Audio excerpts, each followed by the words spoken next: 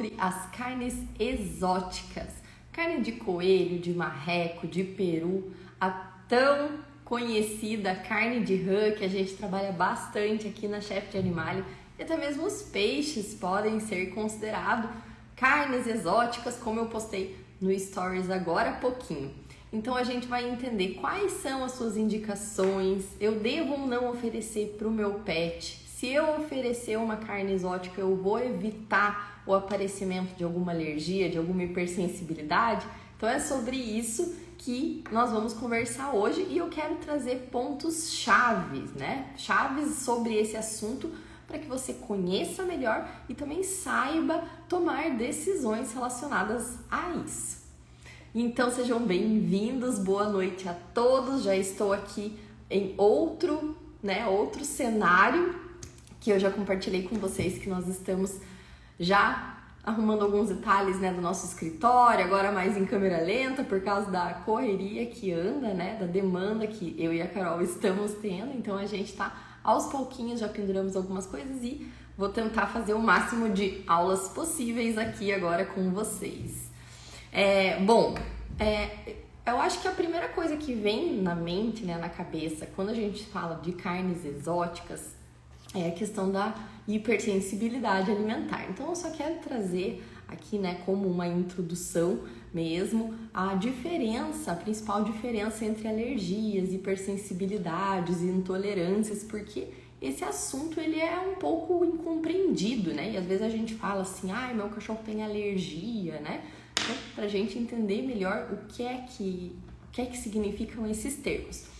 A alergia mesmo, gente, propriamente dita, meu cachorro tem alergia à carne, Ela vai causar um sintoma imediato. E os sintomas, eles são muito parecidos com as alergias que a gente tem, com os humanos, como alergia ao amendoim, alergia ao camarão, que acaba inchando aqui a glote do animal, aquele sufocamento. E elas são muito raras, é muito raro, de a gente ver isso na clínica. A hipersensibilidade é uma reação mais tardia. Às vezes ela pode demorar até dias para a gente perceber e acaba sendo mais difícil até mesmo para identificar, qual que é a causa dessa hipersensibilidade. Ainda mais quando o animal consome ração, onde às vezes a gente pensa que o problema está na proteína, mas na verdade ela está nos próprios componentes de qualquer ração, Por melhor que seja ela tem aí muitos aditivos, com conservantes, antioxidantes, estabilizantes e alguns, ou até o conjunto deles pode causar essas reações no animal. Então por isso que a alimentação natural ela faz tão bem para os pets. Geralmente é muito rápido, Tem muitos pets que tinham problema de pele com a ração e que simplesmente por entrarem na alimentação natural já não apresentam mais nenhum tipo de sintomatologia. Por causa disso, porque a gente acaba tirando aí não só, restringindo, mas tirando os aditivos. E eu já vi muito isso na prática mesmo, A gente já trabalha com dietas há muito tempo e é nítido quanto a grande maioria dos pets realmente melhoram com a alimentação natural. É nesses quadros, E outros também, mas enfim, como é o assunto aqui. Então, assim, não é de primeira que eu entraria, com uma dieta de exclusão, que a gente vai falar mais pra frente, que é uma das indicações das carnes exóticas, mas sim, se mesmo entrando na alimentação natural, aquele animal desenvolve, ou se ele tem conhecimento, o doutor tem conhecimento, fez algum teste alérgico, onde indique, uma restrição maior. Também tem outros quadros, que exigem uma dieta de exclusão, uma dieta de restrição, que não são hipersensibilidades, mas, enfim, são várias alternativas que a gente tem que lidar com uma estratégia quando a gente está falando de um paciente que apresenta, esse tipo de sintoma. Quais sintomas, Os sintomas, eles podem estar localizados nas patas, na boca, onde o animal tem mais contato. Ele pode ser generalizado também. Ele pode estar no ouvido, né? Uma grande parte dos animais apresentam otites recorrentes, tem hipersensibilidades alimentares. E ele pode não desenvolver nenhum desses sintomas, mas viver com aquele cocô com muco, tem muita diarreia, tem muito quadro gastrointestinal. Então, assim, o sintoma gastrointestinal, ele também está correlacionado com hipersensibilidade alimentar. Se você já ofereceu, já tentou de tudo isso, ofereceu alimentação natural, e ele continua, né, apresentando esses sintomas mesmo com uma dieta restrita, pode ser sim, né, uma hipersensibilidade alimentar. E a intolerância, né, eu falei dos três, da alergia, hipersensibilidade, a intolerância daí ela é diferente, também é como pra gente, alguns pets têm ou não têm intolerância à lactose, né, intolerâncias de forma geral, né, que também não é nem alergia nem hipersensibilidade. Então sempre a gente tem que ter em mente isso, né. Claro que a gente fala alergia, até eu mesmo falo alergia no meu dia a dia, na minha rotina, porque é um termo muito conhecido, muito aplicado, muito difundido, e fácil de falar, né, assim, não é muito complicado, enfim. Mas o correto mesmo é a hipersensibilidade. Então, lembrando que os sintomas da alergia e da hipersensibilidade, eles são diferentes, e alergia é extremamente raro de a gente ver, né? Eu, particularmente, nunca vi um pet que tenha alergia mesmo, assim, com sintoma imediato, que não pode chegar perto. Então, já respondendo uma das primeiras perguntas, quais são as indicações, né? Como eu falei, geralmente vem na nossa cabeça mesmo isso. A hipersensibilidade alimentar, ela acaba sendo uma ótima alternativa. Porque o que é que a gente busca, né? Quando a gente está querendo descobrir o que está causando naquele animal. A gente procura oferecer uma proteína e também outros ingredientes, né? Uma dieta super básica, com uma proteína que o animal nunca tenha tido acesso. Então, para o cachorro que sempre comeu a ração, aquela mesma ração a vida inteira, a gente não precisa entrar com uma carne exótica. E é por isso também que o peixe pode ser considerado uma carne exótica, porque geralmente nessas dietas de exclusão é muito comum a gente utilizar o peixe. E ele traz resultados bons, né? Ele tem uma fácil digestibilidade, né? Uma proteína magra, né? Então ele traz um resultado interessante, geralmente nessas estratégias. Mas a ideia é justamente oferecer proteínas que o animal nunca tenha tido entrado em contato, por isso que funciona. Então você fica numa dieta por um bom tempo e percebe, melhorou, não melhorou, o que é que a gente vai fazer? Melhorou, então é alimentar. Melhorou só um pouco, né? Então pode ter outra causa, como uma atopia, né? Isso ajuda a diagnosticar exatamente a hipersensibilidade alimentar. Aí a gente pode entrar com uma carne que o animal nunca tido acesso. Então até mesmo o suíno às vezes é uma opção, né? E é por isso que eu nos stories ali coloquei o cordeiro, e o cordeiro ele não é considerado.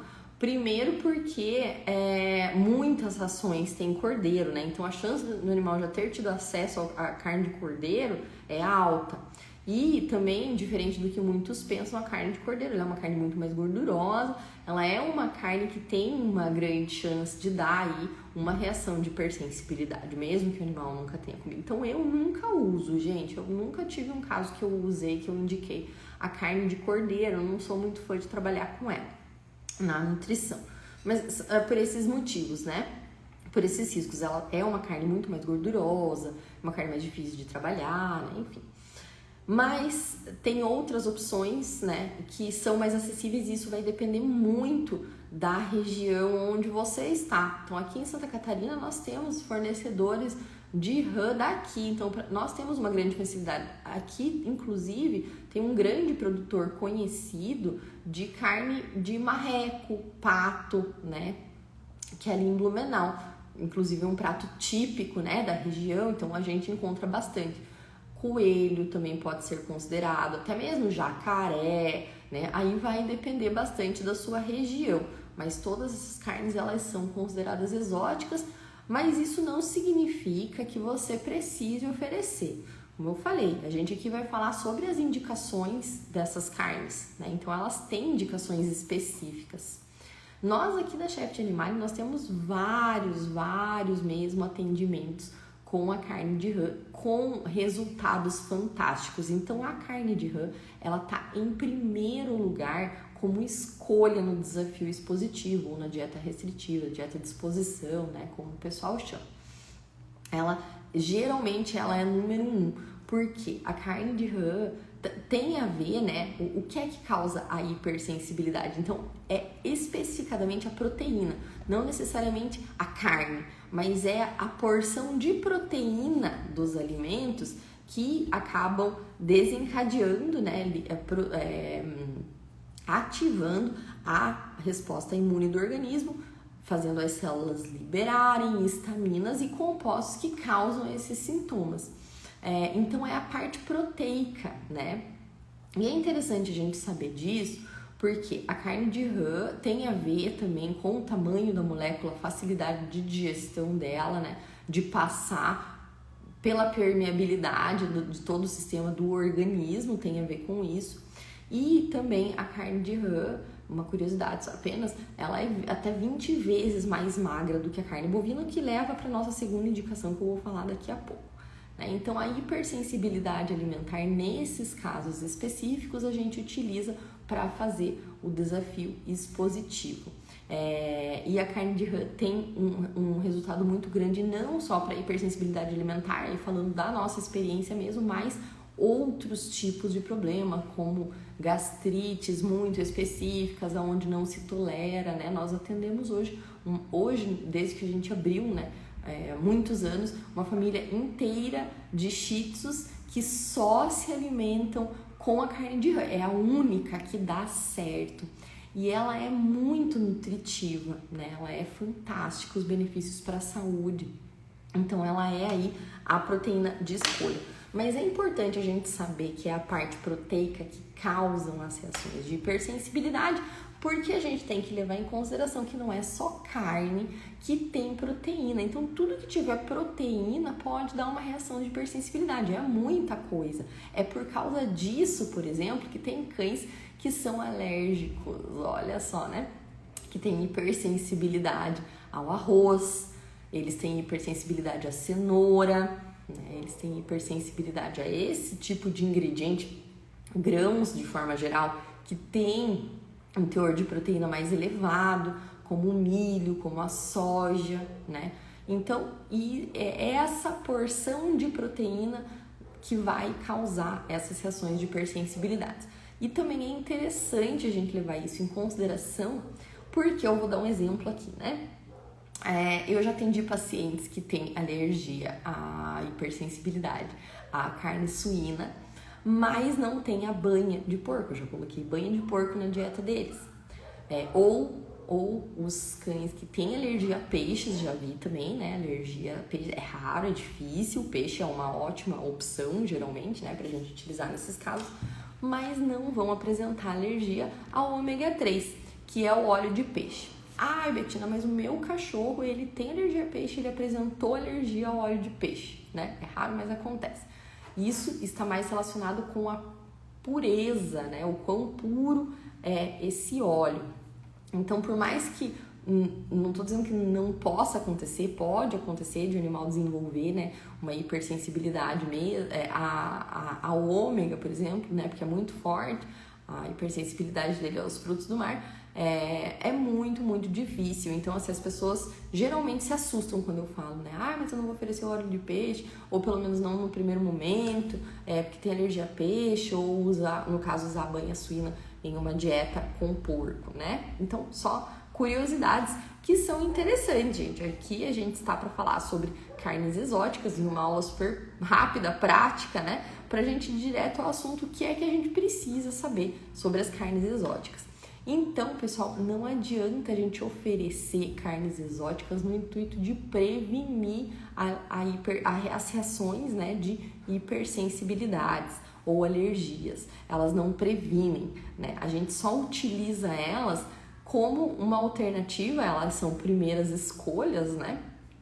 Em casos assim de hipersensibilidade que tem a ver mesmo com a alimentação. O que acontece também é que muitos cães chegam com o diagnóstico de hipersensibilidade alimentar e na verdade é uma atopia, né? Que é muito, muito frequente, muito comum isso acontecer. Então, sempre levar isso em consideração, né? Se você tem um cão muito complicado, né, que vive se coçando, elas não são tão responsivas ao uso de corticoide, então isso é legal a gente saber. Opa, dei corticoide, mesmo assim não resolveu, a chance de ser uma hipersensibilidade alimentar é grande. Outra coisa, hipersensibilidades alimentares podem ser desenvolvidas depois de um tempo, né? Então, o cachorro só come frango, a vida inteira só comeu frango, a chance dele desenvolver uma hipersensibilidade alimentar ao frango é grande. Tanto é que, se você for pegar uma média, né, dos cães, a grande maioria deles é ao frango. Em segundo lugar está a carne bovina, porque justamente são as carnes mais frequentes, né, de a gente utilizar. Levando em consideração esse aspecto da variedade, eu entro para a nossa segunda, né, que a gente está listando aqui fora a hipersensibilidade alimentar, indicação da carne exótica, que é aquele tutor que oferece a dieta crua com ossos, né? Então, geralmente, o cachorro é pequeno, né? E para você oferecer uma carne com ossos, tem que ser carnes pequenas. E é muito utilizado o frango, né? Tanto pelo seu preço, quanto pela sua característica nutricional, que é muito bem-vinda na dieta crua, com ossos, né? Então, são ossinhos pequenos, é fácil de conseguir. Então, por causa disso, os animais que ingerem esse tipo de dieta têm uma predominância muito grande pelo frango. Inclusive, muitos profissionais que prescrevem essas dietas recomendam um dia de descanso do frango, pelo menos, né? Então, para os meus pacientes que consomem a dieta crua com ossos, eu sempre falo isso, não dá só frango todos os dias ininterruptamente. Nesses casos, é legal a gente entrar com as carnes exóticas como rã, coelho, né? Porque elas também têm os ossos ali, que é importante, né? Na dieta crua com ossos a gente tem que levar em consideração qual que é a porcentagem de osso, de carne que vai dar nessa dieta. E são boas opções, marreco, são cortes pequenos, porque daí desses assim, bovino para um cachorro pequeno é muito difícil, né? Suíno, um joelho de porco para um cachorro médio, né? Tem ainda opções, mas a carne exótica ela é muito bem-vinda nesse caso. Fora do fato de trazer realmente nutrientes, né? A gente tá falando aqui de carnes que a gente costuma utilizar aqui. Parece que não, né? Tem gente que eu vou falar de carne de rã e vai se surpreender. Mas são comuns na nutrição. Agora, por exemplo, fora do Brasil, a gente encontra com muita facilidade cortes exóticos, né? Como a tripa não limpa, né? Cérebro, que é um material que não é vendido, né? Não pode ser vendido. A gente só consegue em pequenos produtores, né? Se a gente fica amigo do açougueiro, aquela história, né? Pâncreas, pulmão, né? Então, aí também temos cortes diferentes e eles entram na dieta justamente para trazer aí essa variedade de nutrientes que a gente busca, porque tem gente que não quer ficar suplementando a dieta, né, com manipulados e fórmulas prontas. Então, nesse caso, gente, para quem gosta de balancear a sua dieta só com ingredientes, para quem é adepto das dietas cruas, né, principalmente com ossos, é uma ótima indicação. E outra indicação que a gente tem também das carnes exóticas é obesidade, pancreatite. Vocês lembram que eu estava comentando, né, que a carne de rã é até 20 vezes mais magra do que a carne bovina. Isso é raro, né? Então, assim, a gente tem o peixe, por exemplo, que também tem uma densidade calórica muito menor, mas só o peixe, né, assim, digamos, das carnes principais. Então, nesse caso, as carnes exóticas, principalmente essas magras, entram e são muito bem-vindas. Então, dietas com pancreatite, por exemplo, a gente tem que ter uma alta restrição de gorduras. E às vezes não dá para ser feito com uma carne tradicional assim, né? Então, fica aí a dica, né? Também, se você tem um pet acima do peso, você cogitar a possibilidade de você incluir uma carne exótica magra, né, na dieta, com certeza vai beneficiar e muito o seu pet.